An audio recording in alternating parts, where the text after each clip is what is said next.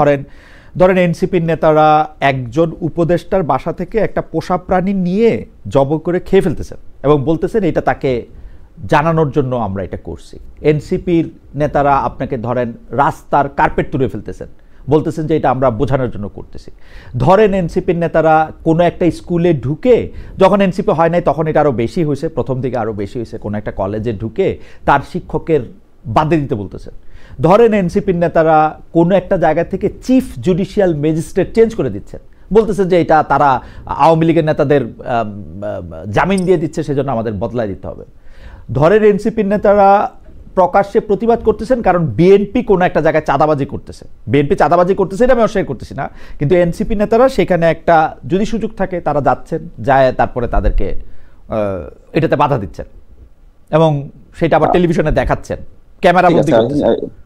আমরা স্পেসিফিক একটা দুটো এক্সাম্পল নিয়ে আলোচনা করে আগে সুবিধা হবে। ফর এক্সাম্পল ধরেন আমি আপনার শোতেই দেখছি হাসনাতের সাথে you had a very lengthy exchange, যে এক্সচেঞ্জের মাধ্যমে আলোচনা হচ্ছিল যে রাস্তার এখানে দুর্নীতির ব্যাপারে হাসনাত মেড আ কল, যেখানে যে দুর্নীতি হচ্ছে এটা প্রতিবাদ স্বরূপ, একটা প্রতীকী প্রতিবাদ স্বরূপ হচ্ছিল হি ডিড দ্যাট অ্যাক্ট, এবং সেটা আপনার ওই শোতে পরিষ্কার করছেন। এবং এটা আপনি দেখবেন আপনি পরিষ্কার হয়েছে যে এটা করা ঠিক হয়েছে, আপনি পরিষ্কার হয়েছেন এটা করা ঠিক হয়েছে। আপনি এটা do you understand the concept of civil disobedience? আমি যখন ইউকেতে ছিলাম একটা ওই ক্লাইমেট চেঞ্জ নিয়ে প্রতিবাদ জানানোর জন্য দেয়ার ইজ আ গ্রুপ, ওই গ্রুপ সিভিল ডিসওবিডিয়েন্স এর মাধ্যমে they bring attention to a situation in the society, যে এই সিচুয়েশনটা আর চলতে পারে না। ফর এক্সাম্পল তারা যখন প্রতিবাদ করছে নিয়মতান্ত্রিক ভাবে যে ক্লাইমেট চেঞ্জের ব্যাপারে আমাদের নীতি নির্ধারকদের মনোযোগ দেওয়া প্রয়োজন, এবং নীতি নির্ধারকরা এই দিকে মনোযোগ দিচ্ছে না। একের পর এক এমন পলিসি হচ্ছে যে পলিসির মাধ্যমে দিনের পর দিন আমাদের পরিবেশটা ধ্বংস হচ্ছে। তখন কিন্তু they have taken a form, যে ফর্মের মাধ্যমে অ্যাটেনশনটা নেওয়ার জন্য they try to do that action. Hasnat আপনার কাছে ওইটা এক্সপ্লেন করছিল যে আমাদের দুর্নীতিটা, কারাপশনটা এমন পর্যায়ে আমাদের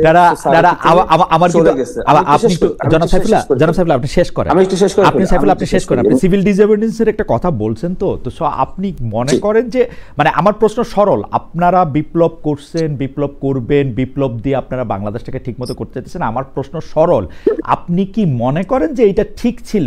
মানে আপনি কিন্তু ক্লাইমেটের ক্ষেত্রে, সিভিল ডিসঅবিডিয়েন্সের ক্ষেত্রে আপনি একটা অন্য বড় আলোচনা আপনি নিয়ে আসছেন, বড় প্রেক্ষাপটে, বৈশ্বিক প্রেক্ষাপটে, আপনি মনে করেন যে বাংলাদেশের ক্ষেত্রে ঠিক আছে, এটা ঠিক ছিল এবং এটা এখনো ঠিক আছে? আমি আপনাকে যেটা বলছি, civil disobedience is a form of protest. এটা as a daily rule Hasnat Abdullah প্রতিদিন সবগুলো আইন ভাঙছে কিনা, এটা একটা প্রশ্ন। আর একটা প্রশ্ন হচ্ছে আপনার দুর্নীতি আমাদের এতখানি গ্রাস করেছে, আমাদের রাস্তাঘাটগুলা যে তৈরি হচ্ছে সেই জায়গাগুলা দুর্নীতির কারণে সেই রাস্তাঘাট বানানোর পরে আপনি 10টা দিনও চলছে না, এবং এটা দিনের পর দিন চলছে, রাইট? এটা রাষ্ট্রকে আস্তে আস্তে ধ্বংসের দিকে নিচ্ছে, পাবলিক মানির ক্ষতি হচ্ছে। এবং এই জায়গায় এটা হাসনাত আব্দুল্লাহ কিন্তু প্রতিদিন যে এটা তোলার জন্য বলছে না, তোলার জন্য করছে না, it's a form of civil disobedience, যেটার মাধ্যমে সে প্রোটেস্ট করছে, it's a form of protest, এবং সেটা হিসাবে ইটস ফাইন। আপনি you would get plenty of examples across the world, plenty of examples across the world কথা বলতেছেন যে আপনি মনে করতেছেন এটা ঠিক আছে across the world, তো আমি যে বললামই তাই জি, আপনি এটা ঠিক আছে স্পষ্ট করে বলুন, এটা ঠিক আছে জি, আমি আপনাকে স্পষ্ট করে আপনি জাস্ট এক কথাই নেবেন না, আমি কথাটা আমি স্পষ্ট করছি। সিভিল ডিসওবিডিয়েন্স প্রতীকী প্রোটেস্ট হিসাবে এটা তো ঠিক আছে। কে কোয়ালিফাইড এই প্রতীকী এটা করার জন্য? শুধু এনসিপি না আমরা সবাইও করতে পারবো? আপনি প্রতীকী প্রোটেস্টের যেটা সিভিল ডিসওবিডিয়েন্স এবং প্রতীকী প্রোটেস্টার, এটা কনসেপ্টটা দেখলেই বুঝবেন, it's not calling for everyone two do that. আচ্ছা, এবং প্রত্যেকটা ক্ষেত্রে এটা হচ্ছে না। হাসনাত আব্দুল্লাহ কালকে যদি রেড লাইটটা ক্রস করে চলে যায়, রাইট, ওইটা একটা প্রতীকী প্রোটেস্ট। আমি জানবো কেমনে গেছে কিনা? আপনি তো পুলিশ না, আপনি কিভাবে জানবেন? আপনি দেশের পুলিশ জানবে, রাইট? আপনি কিভাবে জানবেন? তো সেই জন্য এই সিভিল ডিসওবিডিয়েন্সটা এটা চলতে পারে, মানে আপনি মনে করতেছেন যে এটা করা উচিত বা এটা একটা ফর্ম অফ প্রোটেস্ট, এটা একটা হইতেই পারে? It's established principle, it's exercised across the world. আমি তো সেটাই বলছি, আমি জাস্ট মনে করছি না। Okay, I am giving up an established principle. Established principle আমার মনে হয় যে আমি আশা করব যে আপনি আপনার কথা শুনতে পাচ্ছেন, এটা মানে আমার একটা আশা। আপনি যদি অন্য, হ্যাঁ, আমার ধারণা যে আপনি আপনার কথা শুনতে পাচ্ছেন। হাওয়েভার আপনি শুনতে পাচ্ছি, আমার অডিয়েন্স শুনতে পাচ্ছে, তারা এই সোর্সে দেখতে পারবে, দে ক্যান ফ্যাক্ট চেক, আপনি ফ্যাক্ট চেক করে আপনার পোস্টে আবার লিখতে পারবেন। না, আমার পোস্টে লেখার দরকার নাই, আপনি আপনার কথা শুনতে পাচ্ছেন, এটা আমি আশা করতেছি। তাহলে আপনি অন্যান্য ঘটনাগুলিকে নিয়ে কি বলতে চান, যে ধরেন এই যে প্রটেস্টের একটা এস্টাবলিশ ফর্ম আপনি যেটা বলতেছেন, সেটা যদি আমরা করতে থাকি এটা আমাদের জন্য ঠিকঠাক হবে? মানে যেহেতু আপনি ইউএসএ তে কখনো দেখেন সিভিল ডিসওবিডিয়েন্স প্রতিটি প্রটেস্ট? আমি সিভিল ডিসওবিডিয়েন্স দেখছি, সিভিল ডিসওবিডিয়েন্স দেখি নাই, আমি তো সেরকম বলি না। আমি বলছি যে এটা বাংলাদেশের জন্য, আমি বাংলাদেশের জন্য এটা ঠিকঠাক আছে কিনা। ধরেন আপনিও করলেন, আমিও করলাম, আমরা সবাই মিলে করলাম, ঠিকঠাক নাকি শুধু আপনারা করলে ঠিকঠাক? মানে আমি সেইটা বুঝতে চাইছি। আপনার দিস ইজ দা মিসকনসেপশন। এই জায়গায় বাংলাদেশ কি প্রতিদিন মানুষ অভ্যুত্থান করবে? প্রতিদিন কি মানুষ যে রাস্তায় নেমে যে পুলিশের সামনে যে এরকম করে তর্ক করবে ডে টু ডে লাইফে? People wouldn't do that, right? মানুষ এটা করবে না। এখন আপনি এটা নিয়ে আমাকে বলতেছেন এনসিপি বা যারা হাসনাত আব্দুল্লাহ, নাহিদ ইসলাম, তারা যে গত বছরের জুলাই মাসে, অগস্ট মাসে রাস্তায় নেমে গিয়েছিল, পুলিশকে চ্যালেঞ্জ করেছে, তারা এটা কিভাবে করলো? How can they do that? এটা কি এখন তার মানে বাংলাদেশের যে কোনো মানুষ যে কোনো সময় প্রতিদিন এটা যে করতে পারবে? তার কি কোনো আইন মানবে না? তার সংবিধান কি মানবে না? আমি কিন্তু এই কথার উত্তর আপনার কাছে কি হবে? আমি বলি জনাব সাইফুল্লাহ, আমরা 15 বছরের একটা দুঃশাসন ঠেকাইতে আপনাদের নেতৃত্বে রাস্তায় আমরা এই আন্দোলনটা দেখছি, গণ অভ্যুত্থান দেখছি। আমাদের নেতৃত্বে না, ছাত্র জনতার, আমাদের মানে সবার নেতৃত্বেই ছিল আর কি। মানে সেইটা মানে আমাদের বলতেও পারবো না আমি, নাকি মানে আপনাদের বলতে পারবো না? বলতে পারেন। তো সেইটার ক্ষেত্রে আমি শুধু এইটাই জানতে চাইতেছি, এটা কতদিন আর কন্টিনিউ করবে এই সিভিল ডিসওবিডিয়েন্সটা? অনলি বিকজ আমরা একটা গণ অভ্যুত্থান করছি সেজন্য আমরা আইন নিজের হাতে তুলে নিতে পারবো? আমি আরো কয়েকটা উদাহরণ দিলাম আপনাকে। আমি দেখতে পাচ্ছি যে কোনো জায়গায় যে কোনো সময়, যেমন ধরেন বাংলাদেশের কারা বিচার করবে কারা বিচার করবে না, সেইটা একটা মবের মাধ্যমে ঠিক করা হচ্ছে। সেটাকে আবার মবও বলা যেতেছে না, সেটাকে বলা হইতেছে যে না এটা তো এখন এরকম। আমরা দেখব যে একটা বাহিনী সম্পর্কে একটা বলা হচ্ছে, আমরা দেখব যে উপদেষ্টার বাসা থেকে একটা পোষা প্রাণী নিয়ে খায় ফেলা হইতেছে। আমি বলা হচ্ছে যে এটা ফর্ম অফ প্রাণী নিয়ে আপনার এখানেই নাসির আপনাকে চ্যালেঞ্জ করছিল। চ্যালেঞ্জ করে নাই, ও আমাকে বলছে আপনি তো বেক্সিমকো থেকে টাকা নিছেন, তাহলে আমি পোষা প্রাণী খাইলে অসুবিধা কি? না, আপনার সাথে ওই আলোচনায় বলছিল যে আপনি কোন সোর্স থেকে পাইছেন, যে সোর্স থেকে পাইছেন সোর্সটা ভেরিফিকেশনের জন্য। আপনি যেটা ব্রডার পয়েন্টে আসি, এটা লেটস নট হচ্ছিল এই আলোচনাটা ব্রডার পয়েন্টে তো আমরা আলোচনা করার চেষ্টা করছি যে ল অ্যান্ড অর্ডার সিচুয়েশনটা আমরা কিভাবে হচ্ছিল আমরা ডিল করব, রাইট? দেখেন, ইফ ইউ লুক এট ইট, আমাদের সোসাইটিতে অনেকগুলা চর্চা আছে, অনেকগুলা আচার আচরণ আছে, যে আচার আচরণ গুলা আমাদের সোসাইটিকে একটা ভালো দিকে নিচ্ছে না। এখন এই জায়গায় আপনি এই জন্য দেখেন বিভিন্ন সময় আপনি যেটা দেখছেন এটাকে সিমটমটা হচ্ছে যে আপনার বিভিন্ন ধরনের অন্যায় আছে, অন্যায়ের আমরা কিভাবে প্রতিবাদ করব, অন্যায়টা আমরা কিভাবে সমাধান করার চেষ্টা করবো। You also look at the intention there, এবং সেটার উপরে ভিত্তি করে আপনি চেষ্টা করছেন অ্যাটেনশনটা ড্র করার জন্য। এইখানে এই অন্যায়টা আমাদের থামাতে হবে। আপনি হাসনাত আব্দুল্লাহ যখন ওই ইভেন্টটা আপনি দেখছেন যে ওইখান থেকে রাস্তায় হচ্ছিল সুরকি তুলে ফেলার, ওইখানে is he doing that everyday? সে প্রতিদিন এটা করছে না, ওইটাতে অ্যাটেনশন আসছে, that problem has been solved. কিন্তু আমাদের কিন্তু বাংলাদেশে আরো অন্য জায়গায় এই প্রবলেমটা চলতেই আছে, রাইট? আমাদেরকে সবাইকে একসাথে করে মিডিয়ার কাজ করতে হবে। It's also failure of media, it's a failure of politicians. আমাদের যারা সাধারণ নাগরিক আছি আমরা প্রতিদিন এই জিনিসটাতে এনাফ হচ্ছিল, আমরা অ্যাটেনশনটা নিয়ে আসছি না। এই জন্য মাঝে মাঝে বিভিন্ন ক্ষেত্রে আমাদেরকে অ্যাটেনশন নিয়ে আসতে হয় about the problems that we see, social else যে জিনিসগুলো দেখছি সেই জিনিসগুলোকে অ্যাটেনশন নিয়ে আসা, সমাধান করার চেষ্টা করা। আমরা কিন্তু প্রতিবাদ বন্ধ করে দেওয়া চলবে না। প্রতিবাদ মাঝে মাঝে অভিনব কায়দায় হবে, যেটা আপনার অ্যাটেনশনটা এখানে নিয়ে আসতে পারে, মাঝে মাঝে ওইভাবে হবে না। ঠিক আছে, আমরা আপনাকে ধন্যবাদ দিই। আমরা একটু আবার যাই জনাব আকবর হোসেন আপনার কাছে। জনাব আকবর হোসেন, আন্তর্জাতিক মানবাধিকার সংগঠনগুলি মানে বেশিরভাগ ক্ষেত্রেই মৃত্যুদণ্ডের বিপক্ষে, কিন্তু সেইটার জন্য তারা একটা বাংলাদেশ আইনে যেহেতু মৃত্যুদণ্ড আছে তারা সেটার বিপক্ষে কথা বলবে, এটা অনেকটা স্বাভাবিক। কিন্তু আপনি দেখেছেন যে আন্তর্জাতিক মানবাধিকার সংস্থাগুলোর কোনোটি বা অনেকেই, আমি যদি অনেকগুলাই যদি আমি বলি যে বিচার এবং রায়ের স্বচ্ছতা নিয়ে প্রশ্ন তুলেছেন। এখন আপনি কি এই বিচার প্রক্রিয়া এবং রায়ের স্বচ্ছতা বিষয়ে কোনো ঝামেলা দেখেন না? মানে আপনি মনে করেন যে এটা ঠিকই আছে, এটা ইন্টারন্যাশনাল স্ট্যান্ডার্ডে এটা পাস করে? হ্যাঁ, আমি আসলে লিগ্যাল এক্সপার্ট নই, এটা আসলে যে আইনগত ব্যাপারটা ওটা নিয়ে আমি হয়তো অত খুঁটিনাটি বলতে পারবো না। বাট আমার কাছে যেটা আমি অবজারভেশন গুলো বলতে পারবো, যে যখন এই ট্রাইব্যুনালে এই বিচার কাজগুলো শুরু হয়, দেখুন এখানে দুটো বিষয়। প্রথম কথা হচ্ছে যে আপনি বলছেন বাংলাদেশে মৃত্যুদণ্ড আছে সর্বোচ্চ শাস্তি হিসাবে, এটা বাংলাদেশের ল। সুতরাং আদালত কোন ধরনের রায় দিবে সেটা আদালতের এখতিয়ার। আদালত যেটা মনে করেছে আদালত সেই রায়টুকু তারা দিয়েছেন, এটা হচ্ছে প্রথম বিষয়। দ্বিতীয় বিষয় হচ্ছে যে ইন্টারন্যাশনাল হিউম্যান রাইটস অর্গানাইজেশন যারা আছে তারা কিছু প্রশ্ন তুলেছে বলে আপনি বলছেন। ইন্টারন্যাশনাল হিউম্যান রাইটস অর্গানাইজেশন গুলো তারা সেই প্রশ্ন কে কিভাবে তুলেছে আমি কয়েকটা দেখেছি। এখন প্রশ্ন হচ্ছে যে বিচারের এখানে যে ব্যাপারটা ঘটেছে, যে 5ই অগস্টের পরে এই মামলাগুলো দায়ের হওয়া, এরপর এগুলোর চার্জ ফ্রেম হওয়া, এগুলোর শুনানি হওয়া, বিচার কাজ হওয়া, একটা দ্রুত গতিতে সেটা গেছে। কারণ হচ্ছে যে এই বিচার নিয়ে বাংলাদেশের মানুষের একটা প্রত্যাশা ছিল, কারণ এতগুলো মানুষ মারা গেছে এবং এটার কোনো বিচার হবে না, এটা কেউই এক্সপেক্ট করে না। এটা ইন্টারন্যাশনাল হিউম্যান রাইটস অর্গানাইজেশন গুলো এক্সপেক্ট করে না। আপনি দেখবেন যে জাতিসংঘ মানবাধিকার বিষয়ক কমিশন তারা কিন্তু অলরেডি বলেছে যে এই বিচারের মাধ্যমে এটার যারা ভিকটিম, হ্যাঁ, তাদের জন্য একটা গুরুত্বপূর্ণ বিষয় এটা হয়েছে এই বিচারের মাধ্যমে। এখন প্রশ্ন দেখেন, যে কোনো প্রশ্ন বিচার নিয়ে আপনি প্রশ্ন তুলতে চাইলে প্রশ্ন তুলতে পারবেন। এখন ব্যাপারটা হচ্ছে যে সেটা কতটা অ্যাকসেপ্টেবল। এখন সেই অ্যাকসেপ্টেবিলিটির তর্কটা আমরা কিভাবে করব?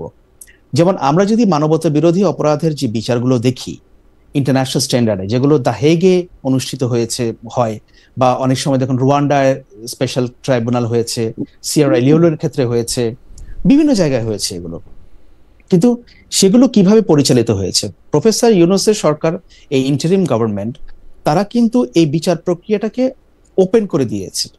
এই বিচারটাকে, এটা কিন্তু কোনো ক্লোজ ডোর মানে বিচার প্রক্রিয়া এখানে ছিল না, সবাই এটা অবজার্ভ করতে পেরেছে। এখন সেই অবজারভেশন গুলোর দৃষ্টিভঙ্গি এক একজনের এক এক রকম হতে পারে। আর এই গণ অভ্যুত্থানের যে হত্যাকাণ্ড যেগুলো হয়েছে, মানবাধিকার লঙ্ঘন যেটা ব্যাপকভাবে হয়েছে, এটার ডিজিটাল যে এভিডেন্স, এটা এতই ব্যাপক এবং এটা এতই রিসেন্ট যে এটা প্রমাণ করার জন্য খুব বেশি গলদঘর্ম হতে হবে না। আমরা যদি একটা উদাহরণ দিয়ে দিই, যে সুপেরিয়র রেসপন্সিবিলিটি হিসেবে আমরা যেটা দেখি, যেটা শেখ হাসিনার যে নির্দেশ দেওয়া, যেটা বিবিসি তার ইনভেস্টিগেশনের মাধ্যমে সেটাকে তারা ভেরিফাই করে তারা বলেছিল যে এটা শেখ হাসিনারই কণ্ঠ এবং সেটাকে অথরাইজ করেছে। এবং আমি বিবিসিতে 19-20 বছর কাজ করেছি এবং আমার কাছে আমি যতটুকু দেখেছি যে বিবিসি একদম এই ধরনের বিষয়, যেগুলো হাইলি কন্টেনশিয়াস বিষয়, যে একজন ব্যক্তি সম্পর্কে তারা একটা বিষয় বলছে যে কিনা একসময় সাবেক সরকার প্রধান ছিল, তারা নিশ্চিত না হয়ে, ফরেনসিক এভিডেন্স না নিয়ে, সেগুলোকে ক্রস চেকিং না করে এটা তারা বলবে না, এটা তারা বলতো না। এবং এই বিচার 5ই অগস্টে কি ঘটে গেছে সেটা কিন্তু ইউএন এর যে হিউম্যান রাইটস কাউন্সিলের রিপোর্টেও সেটা আছে। সুতরাং এতগুলো এভিডেন্স যেহেতু পাশাপাশি আছে, সেগুলো থাকার পরে আদালত সেগুলোকে বিবেচনায় নিয়ে যে রায় দিয়েছে, সেটার স্বচ্ছতার ক্ষেত্রে ব্যত্যয় কোথায় ঘটেছে এটা ঠিক আইনগত অত খুঁটিনাটি বিষয় আমার জানা নেই। কিন্তু আপনি যদি আমাকে বলেন বা যে আপনি কি মনে করেন যে আপনি এটাকে স্বচ্ছভাবে দেখছেন কিনা, অফকোর্স আমি সেটা স্বচ্ছভাবে দেখছি। কারণ যেখানে আপনি অনেক এভিডেন্স খোঁজার দরকার নেই, বাংলাদেশে শত শত মানুষ মারা গেছে, এটা তো সত্যি, এবং শেখ হাসিনা একটা নির্দেশ দিয়েছিল, এটাও সত্যি। যদি এই দুইটা বিষয় আমরা বিবেচনা নেই, তাহলে তো আদালত যেটা রায় দিয়েছেন সেটা আদালত তার মতো করে রায় দিয়েছেন। বাট হ্যাঁ, আদালতের রায়কে বাংলাদেশের মানুষ ওয়েলকাম জানাচ্ছে, আমি সেটাই দেখছি। সুপিরিয়র অথরিটি কথা আপনি যেটি বলছিলেন, যে আমরা কিন্তু ঢাকা বা চট্টগ্রামের মতো বড় শহরের পুলিশের বড় কর্মকর্তাদের দেখছি যে যদি আইন শৃঙ্খলা পরিস্থিতি এরকম হয়, তারাও তখন মানে বড় ধরনের বা যেটাকে বলা হচ্ছে লেথাল ওয়েপন তারা ব্যবহার করবেন, ওরকম একটা ঘোষণা তারা দিচ্ছেন, ঢাকার কমিশনার, তার আগে চট্টগ্রামের কমিশনার। তো সেই ক্ষেত্রে যদি এরকম কোনো ঘটনা ঘটে, তাহলে কি এটা সুপিরিয়র অথরিটি হিসেবে ডক্টর মোহাম্মদ ইউনূস বা জনাব স্বরাষ্ট্র উপদেষ্টা জাহাঙ্গীর, তারা কি এটার জন্য দায়ী থাকবেন? আপনার কাছে কি মনে হয়? খালেদ ভাই, এটার কনটেক্সটটা কিন্তু অ্যাবসলিউটলি আমি জানি কনটেক্সট ডিফারেন্ট, কারণ জুলাই অগাস্ট মাসই শেখ হাসিনার একমাত্র অপরাধ নয়। তিনি 15 বছর ধরে ক্রমাগত অপরাধ করে এসেছেন, গুম করছেন, খুন করছেন, তারপরে হচ্ছে যে বেআইনিভাবে বিভিন্ন মামলা করে তার রাজনৈতিক প্রতিপক্ষকে দমন করার চেষ্টা করছেন। এটা কিন্তু তার একক বা এক মাস অপরাধ না। আমার শুধু প্রশ্ন, এই ক্ষেত্রে সুপিরিয়র যে রেসপন্সিবিলিটি, সেই সুপিরিয়র রেসপন্সিবিলিটি এই সুপেরিয়র রেসপন্সিবিলিটির ব্যাপারটা তখনই আসে, সরকার প্রধান হলেই যে আপনার উপর সুপেরিয়র রেসপন্সিবিলিটি চলে আসবে ব্যাপারটা তা না। কিন্তু এই কিলিং গুলোকে আপনি অথরাইজ করছেন কিনা, আপনি কি সেটা অথরাইজ করছেন? আমরা শেখ হাসিনাকে কি শুনেছি বলতে যে হ্যাঁ হেলিকপ্টার থেকে গুলি করো, এইটা করো, হ্যাঁ ওইখান থেকে সরিয়ে দাও। আপনি যখন কিলিং কে অথরাইজ করছেন সেটা তখন সুপেরিয়র রেসপন্সিবিলিটির ভেতরে পড়বে। আর আপনি as a head of the state or head of the government, যে ফর্মেটে আমরা বলি না কেন, যদি আপনি সেটাকে অথরাইজ না করেন, আপনি যদি সেই নির্দেশনা না দিয়ে থাকেন, যদি কোনো অফিসার তার নিজের বাড়াবাড়ি স্বরূপ সেটা করে থাকে, বা সেখানে তার অতি কোনো উৎসাহ থাকে, বা সেখানে তার কোনো ভূমিকা থাকে, এটা অ্যাবসলিউটলি তার উপরেই বর্তাবে। কিন্তু এটা দেখতে হবে যে ওই কথাগুলোর কারণে বা ওই অ্যাক্টিভিটির কারণে ক্রমাগত ব্যাপারগুলো ঘটছে কিনা এবং রাষ্ট্র সেখানে নীরব ভূমিকা পালন করছে কিনা। That it comes to superior responsibility. আমরা তো এখনো ডক্টর মোহাম্মদ ইউনূসের ফোন শুনি নাই। এটা তো হইতে পারে যে ডক্টর মোহাম্মদ ইউনূস যখন চলে যাবেন তখন কোনো একটা ফোন তার আবিষ্কার হবে, যেটার মধ্যে থেকে হচ্ছে যে আমরা তো এখন ডক্টর মোহাম্মদ ইউনূসের ফোনে আমাদের এখন অ্যাক্সেস নাই। এখন যেমন শেখ হাসিনার ফোনে আমাদের অ্যাক্সেস আছে, ডক্টর মোহাম্মদ ইউনূসের ফোনে তো অ্যাক্সেস নাই।